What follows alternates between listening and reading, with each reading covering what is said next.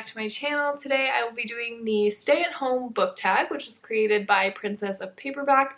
I'll have her original video linked down below for you to check out, but let's just get started. So the first prompt is laying in bed, book you could or have read in a day. And for this one, I actually talked about this book in my April wrap-up, but I will definitely talk about it again. That book is Eliza and Her Monsters by Francesca Zappia. This book is about a girl who is secretly the creator of the really popular webcomic called Monsters C, and one day her identity as the creator is revealed, and it's about her dealing with that, and also her friendship and romantic relationship with one of the webcomic's most famous fanfiction writers, and this book was just amazing. I technically read this in 2 days, but not really. I started it at night and I got like 30 pages in-ish. I can't remember, 30 to 60, somewhere in there. But then the next day I read the entire book in a day and I just loved it so much. Prompt number 2 is snacking, a guilty pleasure book. And for this one, I actually chose a guilty pleasure series. And that series is A Court of Thorns and Roses by Sarah J. Maas. There are some issues with this series, some problematic things that have been brought up countless times, but nonetheless, I absolutely love this series. This series is a Beauty and the Beast slash Hades and Persephone retelling, and it's about fairies and magic and curses, everything you could ask for in a fantasy, and I just love this series. Of course, my favorite one is the second book, which is A Court of Mist and Fury, and it's just amazing. I realize that there are some things that maybe not so great or cringy or whatever, I don't know. There have been a lot of critiques about this series, but I just love the series and I have no shame. So whatever. But yeah, this is definitely my guilty pleasure series, and I have reread the first 2 books probably like 4 times. I have not gotten the courage to reread this yet, but it probably will happen. Let's get real. Prompt number 3 is Netflix, series you want to start. This one was pretty easy for me. I have been dying to start this series, but I just haven't. I don't know why, but it's definitely on my to-do list this year. I will read this book, and that is Nevernight by Jay Kristoff. I have heard mostly great things about this series. I think all 3. I don't even know. I don't really know that much about the series. I've just heard great things. It's about an assassin and an assassin school, and sounds great. But I know that there are multiple books out right now, so I could marathon it very easily, or even if I didn't want to marathon it, all the books are kind of at my disposal, which is perfect for me. But yeah, I really want to read this book and this series, and hopefully I'll enjoy it as much as a lot of other people do. Prompt number 4 is Deep Clean, a book that has been on your TBR for ages. And I had a lot of choices for this one, but this book in particular I've had for a very long time, but I've been wanting to read it for so long and I just haven't. I feel like it's because I need to reread the other books. Let me just show you what it is first. The book that I picked for a book that has been on my TBR for a really long time is The Song Rising by Samantha Shannon. This is book 3 in her Bone Season series. I'm not really sure how many books are supposed to be in the series or if she's even writing it anymore, but I loved the Bone Season, loved the Mime Order, which is book 2, and I, for some reason, have not, sorry, this light is blinding. There's a big glare on this. But anyway, this book I've owned for a really long time, and I don't know why I haven't read it because I do love this series so much. I think it's because I read the Bone Season so long ago and I read the Mime Order so long ago that maybe I just need to reread those 2 before going into this one, because it seems like the thing that's been holding me back was the fact that I don't remember a lot of what happened in the first two books, and so I've been scared to kind of go into this because I feel like I'm just going to be confused for a lot of it. This book has been on my TBR for so long, and I just need to read it already. If you've not read those books, since this is book 3, I'm not really going to talk about what this is about, but The Bone Season, it's set in London, I think, and it's set in a world where clairvoyancy is illegal, but we follow Paige, who is clairvoyant, and it's about her kind of being in this kind of like black market underworld of clairvoyance, stuff like that. But then there's this thing called the Bone Season where I think they like take, it's been so long, I'm so sorry if this is not coherent. Pretty much clairvoyancy is illegal, and we follow a main character who is clairvoyant, and it's about her kind of being in this like underworld of clairvoyant people. And yeah, so that's all I remember. It is great though, and it was Samantha Shannon's first book that she published, and I really enjoyed it, and I want to read more of her work. I definitely need to get to this one soon, and I will eventually. Which brings me to the next prompt, which is Animal Crossing, a book you recently bought because of hype. And get ready. So I recently purchased The Priory of the Orange Tree by, again, Samantha Shannon. This book has been praised over and over again all over Bookstagram and BookTube.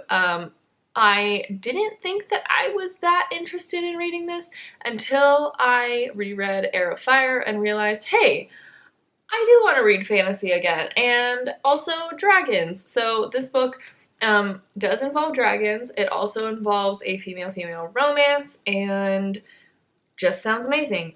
The thing that deterred me a lot about this book is that it's a monster. It is huge. So that's why I was scared, but I have seen this everywhere, and also the cover is gorgeous, so I just decided I had to have it. So, do I know anything about this book? Not really. I know dragons, I know female-female romance, and that's about it.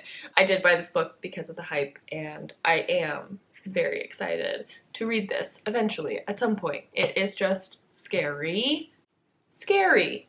The next prompt is productivity, a book you learned or had an impact on you. I guess like a book that you learned something from, or a book that had an impact on you. I picked a book for each of those things.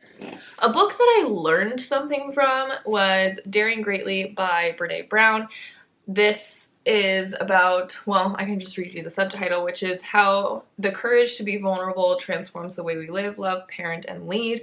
I listened to this book on Scribd, which means, if you've watched my previous videos, that I didn't really glean everything from this book, but I did learn things. There were snippets just about kind of taking charge of your life and not letting like fear of being vulnerable or fear of failure kind of like direct where you go in life, and that is something that is really helpful for me as someone who has been kind of crippled by anxiety and fear. There's definitely a lot to learn from this book. I do want to reread this physically. I actually bought the physical copy after completing the audiobook because I knew that there was so much more to get from this book than I did just by listening to it. So I do plan on rereading this in physical form just to kind of get more from it, but I did learn a lot and enjoyed hearing Brené Brown kind of narrate this book and provide her insights like about fear and about vulnerability. It's great to hear someone talk about something that is so like at home for me, and talk about it in a way that's like, oh, I'm not the only one who's experiencing these feelings, and it's okay to feel these feelings, but at the same time I need to kind of face these feelings and how they have kind of navigated my life for me for the past however many years, and kind of take control over it. So yeah, I really enjoyed this book, and listening to it, I do, again, want to reread it and just get more out of it. And then for the second part of the prompt of a book that had an impact on you, I chose A Little Life by Hanya Yanagihara. This book destroyed me. I don't really cry a lot in books. It takes a lot to get me to cry, and I think that this just like broke the floodgates of my eyelids, because ever since I read this book, I've tended to cry or like tear up in books for the past couple months, like, and I'm feeling a lot more, and I feel like it's because of this book. Like, this book just like kind of chipped at the wall around my heart and my whatever, my tear ducts, because I just, oh, this book is so, if you like a book that had an impact on you, I will never forget this book, and I will never forget the characters in this. Like, I am a person who reads a book and a week later I will have a hard time remembering characters' names. It's something that's really embarrassing for me, and I'm very self-conscious about it, but I do forget very easily, like, things that happen in books or characters in books, etc, etc. But this book, I still think about the characters, I still think about the story, and it's something that will like just never leave me, and I just love this book. I gave it 5 stars.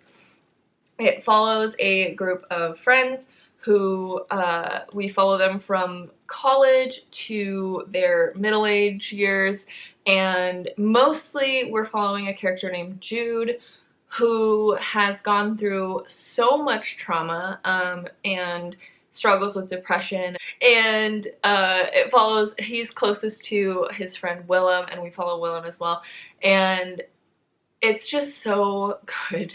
This book, I will say, is not for everyone. I've heard this book kind of criticized for being torture porn, which I can see. There's a lot in here. I can understand why people would think that it's torture porn, or that it's a little gratuitous with the trauma that's in here, but for me, it didn't bother me in the sense of it didn't like deter me from enjoying or loving this book.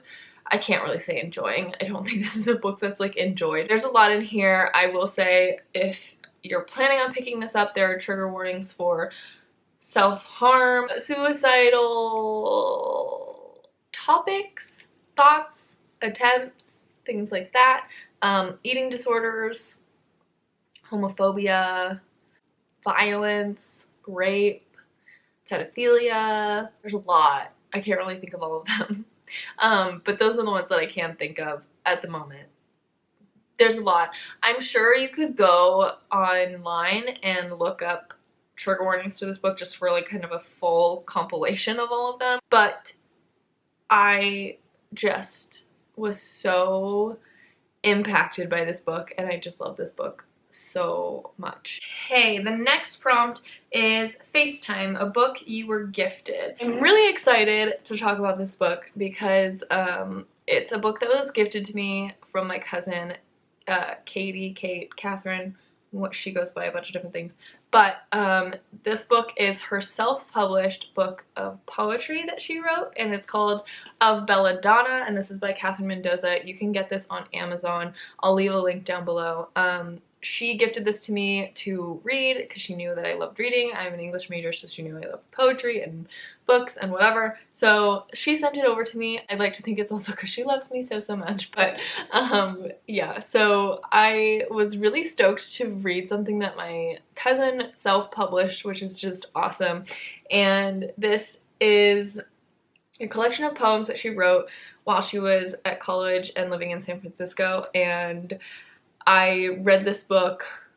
I like devoured this, I think, in a day, and I'm just so proud of her, and I loved this so much. It also has some like illustrations in here. You can see there's illustrations that either she or her friends created, and she also included some photographs that she took. So I just am so proud of her, and I really did enjoy this, and if you want to support a self-published writer, you should click on that link and get it for yourself. You can have a nice book of poetry. But yeah, she did gift this to me. I think was this 2 years ago now? I can't, yeah, 2018. That is so long ago now. but it feels like yesterday. But anyway, yeah, so this was gifted to me and I am just so proud of her. And look at this cover, honestly, top notch. I'll have this link below for you in case you want to pick it up. And the last prompt is self-care. What is one thing you have done recently to look after yourself? One thing that I've done recently as a kind of self-care thing is I've become addicted to taking baths and reading in the bath, and it's just kind of my time to myself. Every evening I have been taking a bath and kind of enjoying some quiet time to read, watch YouTube, and just be on my own, and it's been great. And I'll keep doing it because I really enjoy it.